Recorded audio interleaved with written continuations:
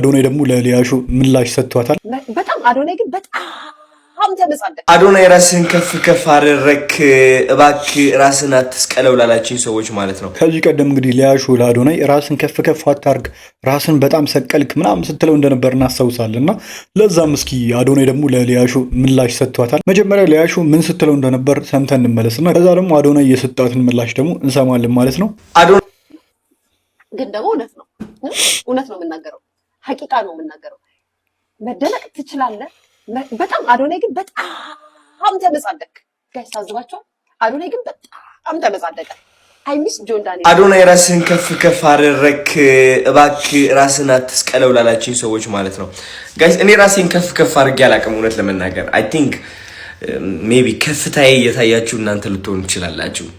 ከፍታዬ ደግሞ ካስቆጣችሁ that means ከከፍታዬ በታች ነኝ ብላችሁ ታስባላችሁ።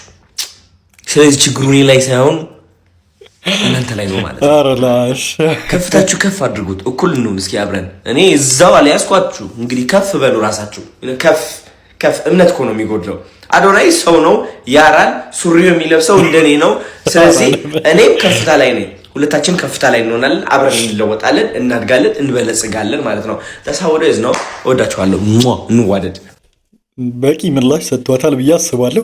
ቀጥታ ስሟን ሁላ አልጠቀሰም። የሚገርማችሁ ነገር ግን ቀጥታ ለእሷ ነው መልሱ ማለት ነው። ለእሷና ለመሰለቿ ማለት ነው። እንግዲህ ሲጀመር ዘመናዊ ስድብ እና ባህላዊ ስድብ የሚባሉት አይጀግናው አለ። ስድብም አይደለም በነገራችን ላይ። እኔ እኮ ቁጣም አይደለም ገጻጼ ነው። ባላር ያወጡ ግሳጼ ነው አላለም። እሺ ቪዲዮ ቆርጦም ስድቦችንም ቢሆን ባላራ ያወጡልኝ በጣም ጎበዝ ጦጣው የሚባሉት አለ። እንዴ ጦጣው ክሬዲቱን ላሰጠው አንተ። እንዴ ጦጣው የሚባሉት አለ።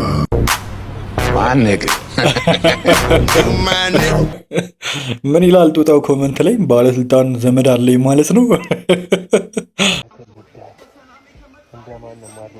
ምን አድርገውት ነው? ምን ተፈጥሮ ነው? ሮጣል እኮ አባ አንተ እኮ ሮጣል። ካለኝ በእጅ እስክትይዝ ድረስ ጫማ አንጥለ ማምለጥ ነው ያልቻልከው። ማምለጥ ነው የተሳነ። እንዴት ፋታ ይስጡ ባናቱ እንዳያት ጉርሻ። እንደዚህ የሳይክል መቀመጫ እስክትመስል ድረስ ምን አድርገህ ነው የቀጠቀጥኩ ነው ጥያቄው። ጥያቄው እሱ ነው። ምንድን ያጠፋው? ለባራቱ እዚህ እኮ አይመጣም። ቆሞ መመታት ወንድነት የሚመስላችኋላችሁ? ደግሞ በቃ ከባባድ ፍሪኮች ያው እንደዚህ ላልተጠበቀ እርግዝና ትዳረጋለህ። ከፈቀደ ተያያዝ በቃ። ምን የሚባል አባባል አለ እንደውም ቴክኒክና ታክቲክኛ እንደምናውቀው ይባላል ድሮ ላይ። ከቻልነው መምታት ነው ካልቻልነው መሮጥ ነው የሚባል ነገር አለ። አጉል ደፋር ነኝ ብሎ እንደዚህ አይነት ነገር ነው ህጉ አለቀ። እንደዚህ የአዲስ አበባ ፎምና ፕላስቲክ ተረፈ ምርት እስክትመስል ድረስ አጓጉሎ አስቀሩ። ያውና አጓጉሎ ሙዝ ላጥላጥ ዋጥ በል ሙዝ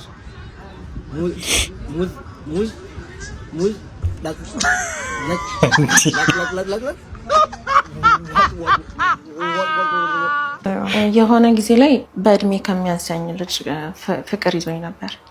በእድሜ የሚያንስሽ? እሺ። እኔ እድሜውን ግን ጠይቄው አይደለም እሱ ማለት ግን ከእድሜው በላይ ማቹር ያደረገ ሰው ታውቃለህ፣ እንደዛ አይነት ካራክተር ስለነበረው ብዙም አይደለም የ2 ዓመት ማለት ታናሽ ነው። እሺ። ከዛ ግንኙነታችን ወደ ቤተሰቦቹ ጋራ ሲደርስ እኔ 26 ዓመት ሆኜ እሱ 24 ዓመቱ ነበር። ይሄ ፊዚካሊ ምናምን ግን ኦልሞስት ተቀራራቢ ነገር ነው። ምንም እንትን አያስታውቅም። እና በጣም አስተሳሰቡ ላይፍ ስታይሉ ምናምን በጣም በቃ እንደ 40 ዓመት ሰው ነው። እኔ ነገር አለሙን ወደ መሀል ላይ ነው ያወቅኩት እድሜው።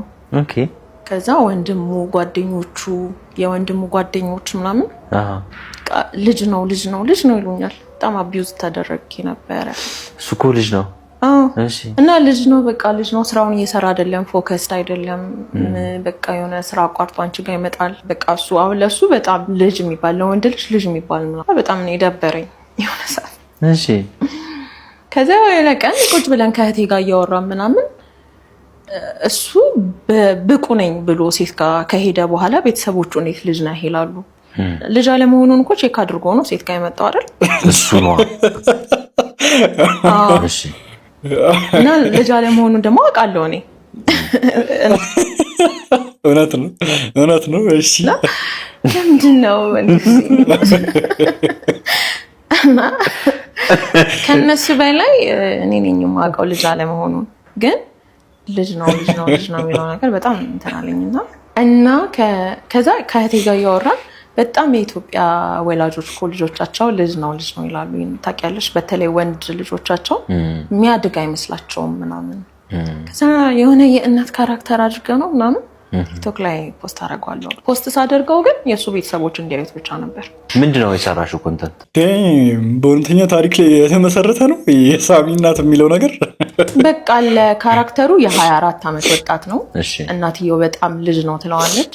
ፍቅረኛው መታ ስትጠይቀው ልጄ ፖፖ ላይ ነው ገና ገና አሸዋለሁ ገና አስገሳዋለሁ ምናምን በጣም በቃ ኤግዛጅሬት አድርጌው እንደዛ ብዬ ፖስት አደረኩ።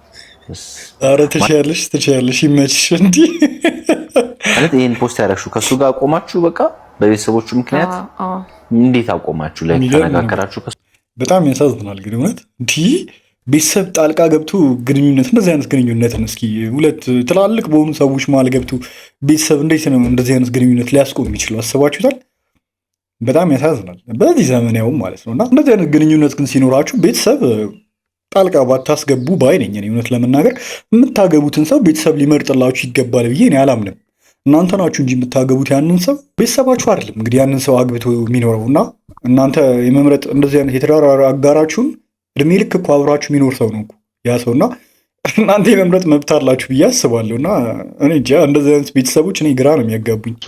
እነሱ ልጅ ነው ስላሉሽ ብቻ እሱ ከተቀበሉ አንቺ ከተቀበልሽው ለምን በመሀል በቃ የሆነ እኔ ቶለሬት ማላረጋቸው ነገሮች ከቤተሰቦቹ በተለይ ከወንድሙ ጓደኞች ምናምን በቃ ደስ የማይል ነገር ነበረ። ካልፈለጉ እኮ ደግሞ ጫና ያደርጉባችኋል በእያንዳንዱ አጋጣሚ ላይ እናንተ እንዲሰማችሁ የሚያደርግ ነገር ሁላ ሊናገሯችሁ ይችላሉ ምናምን። በጣም የሚያበሳጨው ብቻ ደግሞ እዛ ጭቅጭቅ ውስጥ የመቆየት ሞራል አልነበረኝም። እሺ በቃ ሙቮን አደረግኩኝ፣ እሱም አደረጋት። ሀሳቡን ስናወራው ወደ ኮንተንት ቀየርኩት። ኦኬ ከዛ ሳሚ ጎበዝ ፖፖ ላይ ነው አለች። ሳሚ ፖፖ ላይ ነው አለች። እስካሁን ስራ ቦታ ላይ ስሙ ሳሚ ነው። ስሙ ተቀይሮ ይሄንን የኔና የሱን ስቶሪ የሚያውቁ ሰዎች እሺ ሳሚ ነው የሚሉት። አዎ ሳሚ ነው የሚሉት። ማለት በጣም ነው የሚናደደው። ስቲል አረላሽ ስራውን ሰርታለች ግን ይመቻል። ይነግሩኛል እየደወሉ። ቪዲዮውን አየው ቤተሰቦቹ ሲያዩት ምን አሉ? ኦፍ ኮርስ ቪዲዮማ እኮ በጣም ብዙ ቦታ ታይቷል። በጣም ብዙ ሰው ሼር አድርገውለታልና እሺ ይሄን የሰራሁት ለምን እንደሆነ የሚያውቁ የቅርብ ሰዎች የኔና የሱን ስቶሪ የሚያውቁ ሰዎች ስሙን ቀይሮት ስቲል ሳሚ ነው የሚባለው። ሳሚ ነው ወይኔ ሳሚ ነው ነው በጣም አስቂ ሰው ናት ግን ደስ ነው ይለኛለች እንዴ። ለሱ ግን ደስ አይልም፣ ለሱ ደስ አይልም። የህወሓቱ ሊቀመንበር ደብረጽዮን ገብረ ሚካኤል ጌታቸው ረዳን በዜና ከምንጨነቅ ለምን በዜና አንጨፍርም? ለተባበሩት መንግስታት ዋና ጸሐፊ እቺ ነገር ደግሞ ሰሞኑን ትሬንድ ሆናለች፣ በዜና መጨፈር። ጸሐፊም ደብዳቤ ልከዋል። የነጌታቸው ረዳ ፓርቲ ደግሞ የትግራይ ሰራዊትን በጥርጣሬ እየተመለከትናችሁ ነው ብለዋል። የሐራ መሬት ኃይሎች የህወሓቱ በሰይፉና በአዶናይ ጉዳይ አንድ ነገር ማለት እፈልጋለሁ። አዶናይ ጫማ ልለካካ አለ ከዚህ የሚያክል ሰውዬ ከሰይፉ ጋር ምናምን የምትሉ ሰዎች ልጁ እውነታውን ነው ያወራው። እንደዚህ አድርጌ ነበር 3-4 ጊዜ ሞክሯል ሰይፉ ጋር ለመቅረብ ወይም ከሰይፉ ጋር ያለውን ነገር ለማስተካከል ማለት ነው። ያን የሞከረበትን ሂደት ነው ሰይፉ ከሰጠው መልስ አንፃር ይሄ የሁሉም መድረክ ነው ምናምን ብሎ ስላስተባበለ ነው ልጁ መልስ የሰጠው እንጂ ማለት ነው። ጭራሽ እንደውም የሁዱ ሾው ላይ ሰይፉ መልስ ባይሰጥ ኖሮ እኔ አዶናይ ትዝ ብሎት እንደዚህ ቪዲዮ ሰርቶ አይቼ አላቅም።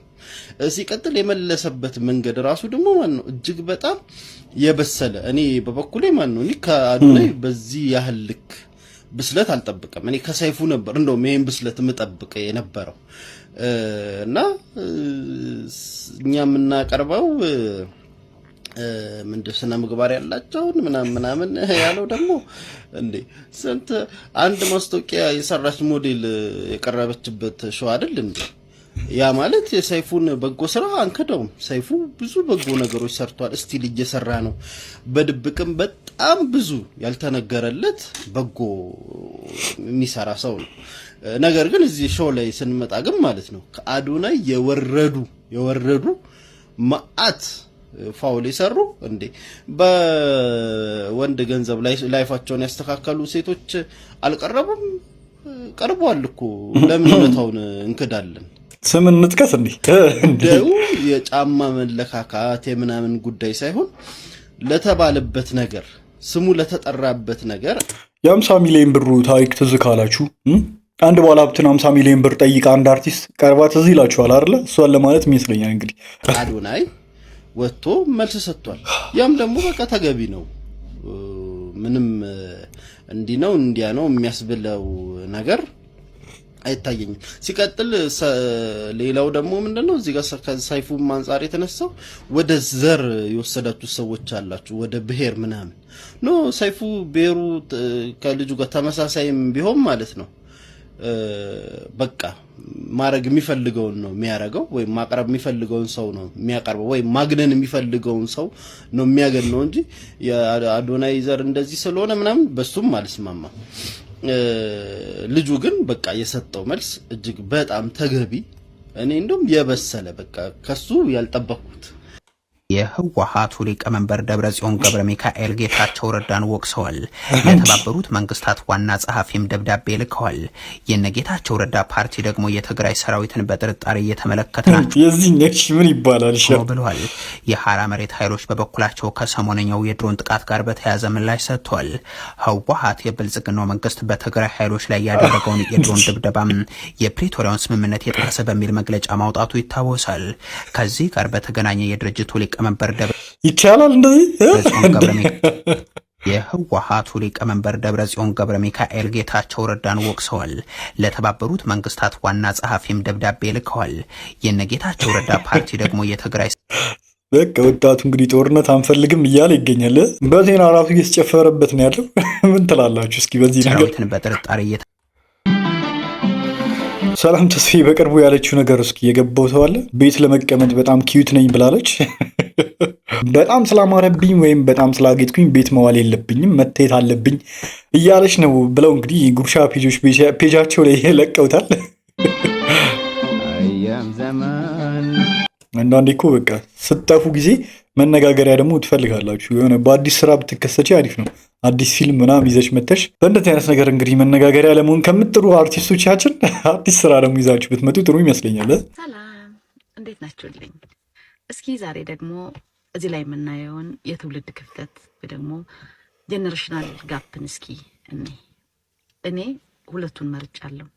ሰላማዊት አንስቶፐብል እና አዶናይ ማለት ነው።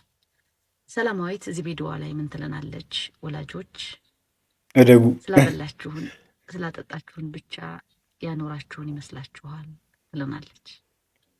ስፔሻሊ ደግሞ ይሄ ለወላጆች ማለት ነው።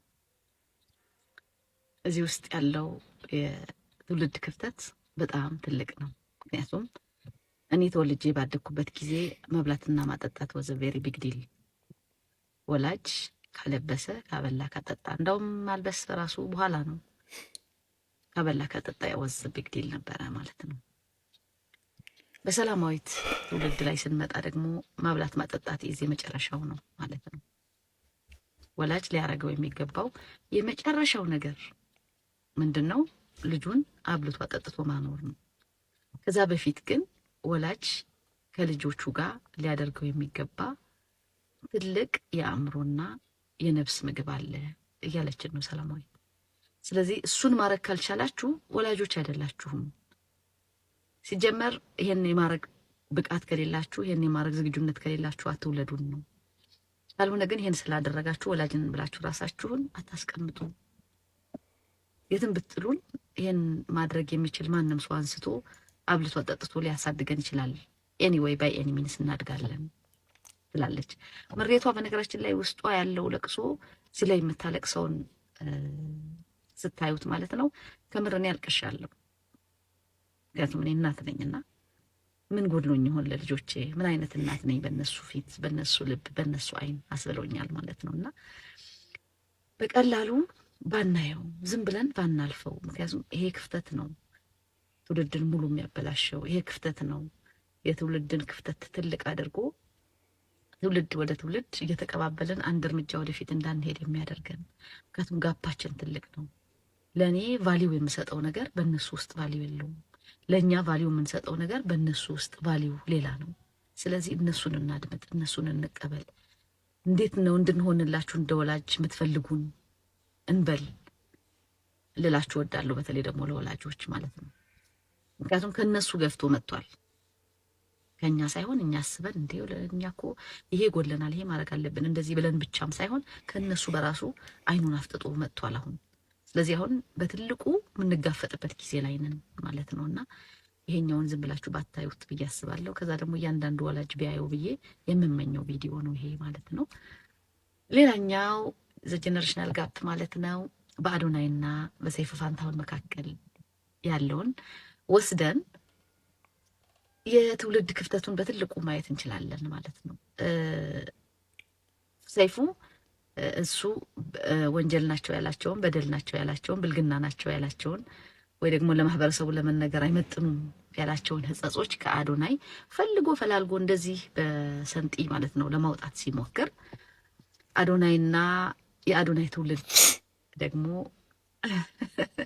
ያላቸው ክፍተት ትልቅ ነው በሰይፉና በእነሱ መካከል ማለት ነው። ምክንያቱም የአዶናይ ትውልድ አዶናይ የተናገራቸው እያንዳንዶቹ ሚዲያ ላይ እኛ እንውደደውም አንውደደውም ለጆሮአችን ይመችም አይመችም መሬት ላይ ሲወረድ ግን በድርጊት የሚደረግ ምናልባትም ካለን ወጣት ውስጥ 50% እና ከዛ በላይ የሆነው ወጣት የሚታመምበት የሚሰቃይበትና አይዞህ የሚለው ፍለጋ የሚዳክርበት ድርጊት ነው ማለት ነው።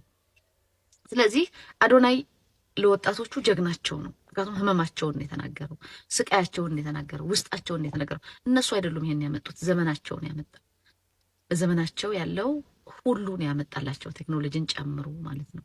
ዘመናቸው ሪኳየር የሚያደርገው ነገር ሁሉ ነው እነሱ ለማድረግ ሲሞክሩ አንድ እግራቸው አንዳንዶቹ፣ ሌሎቹ ደግሞ ሁለት እግራቸው አዘቅት ውስጥ እየገባ ልውጣ አልውጣ መከራቸውን የሚያዩት ማለት ነው። ስለዚህ እሱ አይዟችሁ አይ ሃቭ ቢን ዴር ቱ፣ ስለዚህ ምንም ማለት አይደለም፣ አይዟችሁ ትወጣላችሁ፣ ታደርጉታላችሁ፣ ወደፊት ሂዱ፣ ጸልዩ፣ ፈጣሪያችሁን ተማመኑበት፣ በአምላካችሁ መተማመን ይኑራችሁ፣ በእናንተና በፈጣሪ ያለውን ጋፕ አጥብቡ፣ በትክክል ኮኔክሽናችሁ ከአምላካችሁ ጋር ጠንካራ አድርጉት።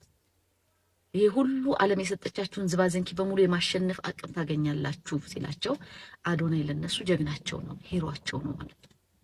ለሰይፉ ደግሞ አዶናይ ያው ሰይፉ ባስቀመጠው መንገድ ይሄ ማለት በሰይፉ ጭንቅላት ማለት በሰይፉ ትውልድ ውስጥ ጭንቅላት ወጣቱ እንዴት ይታያል የሚለውን ያሳየናል ማለት ነውና ጋባችንን ማጥበብ ግን ግዴታችን ነው ብዬ አምናለሁ። ያ ማለት ሰይፉን ልክ ያደርገዋል ማለት ግን አይደለም ማለት ነው። ገብቷችኋል አይደለ? የዚህን ያህል ጋፕ አለ። ይህንን ግን ለመረዳት ዝግጁ መሆን ግን አለበት። እውነት ለመናገር ጀነሬሽናል ጋፕ የሚለው ነገር ራሱ አይመስለኝም። ያን ያሉላ ሰይፉ ፋንታሁን ራሱ አውቁላ ለመረዳት ስለፈለገ ነው እንጂ ይህን ነገር መረዳት ቢፈልግ ጭንቅላቱን ክፍት ቢያደርገው ለመረዳት በጣም ቀላል የሆነ ነገር ነው። አዶናይ የሚናገራቸው ነገሮች በጣም ግልጽ የሆኑ ነገሮች ናቸው ያሉ፣ እየተፈጸሙ ያሉ ነገሮች ናቸው። ወጣቱን ለመርዳት እሱ ከነበረበት ነገር እንግዲህ ወጣቱ እንዲወጣ የቻለውን ሁሉ ነገር እያደረገ ያለ ልጅ ነውና ከራሱ ኤክስፔሪየንስም ከእንደዚህ አይነት ነገር ውስጥ እንግዲህ እንዴት አድርጎ እሱን መውጣት እንደቻለ ነው ለወጣቱ እያስተማረ ያለው። ምንም በተረፈ ሌላ መረዳት ከፈለገ ለሰይፉ ቀላል ነበር ለማለት ነው። በአጠቃላይ ከኛ ኋላ ያሉትን ትውልዶች ልጆቻችንን፣ ወጣቶችን የምናይበት መነጽር አይደለም ትልቁ ነገር፣ እነሱ የሚኖሩት ሪያሊቲ ነው ትልቁ ነገር፣ እነሱ የሚኖሩት ህይወት ነው። እኛ በምንም መንገድ እንዲኖሩ ፈልገን ተመኝተን ምንም አድርገን ብናደር ምንም ዋጋ የለውም። እነሱ የሚጋፈጡት ኤቭሪ ሲንግል ስቴፓቸው ሲወስዱ ኢን ላይፍ ኤቭሪ ሲንግል ዴይ የሚጋፈጡት የህይወት ቻሌንጆቻቸው ማተርስ። ስለዚህ በዛ ውስጥ ገብተን ልናግዛቸው ካልቻለን ለትውልዶቻችን የሚበቃ እውቀት፣ ስብዕና፣ ስነ ምግባር፣ ልክነት የለንም። እኛ ትውልድ ላይ ቆመን የቀረነው ማለት ነውና ሁለቱ ልጆች ትልቁን የትውልድ ክፍተቶቻችንን ያሳዩናልና ትውልዳችንን እንዴት ነው የምናየው? በእኛ መነጽር ወይስ በእነሱ ሪያሊቲ ውስጥ ነው ያለነው የሚለውን ብናይ ብንመረምር እንጠቀማለን ብዬ አምናለሁ። መልካም ጊዜ ይሆንላችሁ። መረዳት የፈለገ ሰው እንደዚህም ደግሞ የመረዳት ጭንቅላቱን ከፍቶ እንደዚህ መረዳት ይችላል ማለት ነው። ገብቷችኋል? ሰው የምትረዱበትን መንገድ ቀይሩት። እናንተ ከሰው ላይ ኔጌቲቭ ነገር ብቻ ላውጣ ካላችሁ ትችላላችሁ። ሁሉም ሰው ስህተት ይሳሳታል። ገብቷችኋል? ግን ደግሞ የትኛው ነገር ነው የሚበልጠው? ጥሩ ነገሩ ነው የሚበልጠው ወይስ የሆነ መጥፎ ነገሩ ነው የሚበልጠው የሚለውን ነገር ራሱ ማየት አለብን ብዬ አምናለሁ። በጣም ትክክለኛ ነገር ነው የተናገረችው።